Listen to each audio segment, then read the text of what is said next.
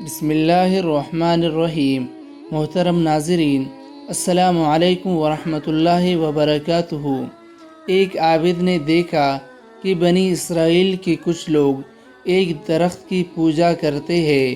اسے یہ دیکھ کر بہت افسوس ہوا۔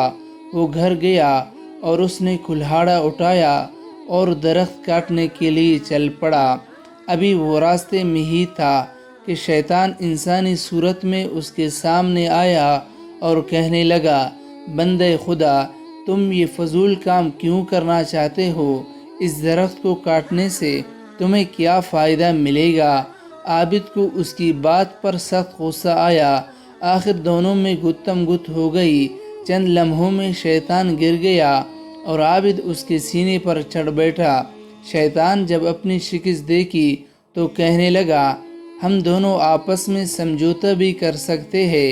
تم اس درخت کو نہ کاٹو۔ میں وعدہ کرتا ہوں کہ روزانہ 2 دینار تمہیں دیا کروں گا، اور وہ دینار روزانہ تمہارے سراہنے کے نیچے مل جائیں گے۔ ان سے تم اپنی ضروریات پوری کرنا اور غریبوں کی مدد بھی کرنا۔ اس بات پر عابد راضی ہو گیا اور درخت کاٹے بغیر واپس آ گیا۔ 2 دن تک تو عابد کے سراہنے 2 دینار ملتے رہے، لیکن تیسرے دن یہ سلسلہ بند ہو گیا۔ عابد نے کچھ دیر انتظار کیا، پھر غصے سے بھرا کلہاڑا لے کر درخت کاٹنے کے لیے چل پڑا۔ راستے میں پھر شیطان کھڑا نظر آیا۔ شیطان نے پوچھا، کہاں جا رہے ہو؟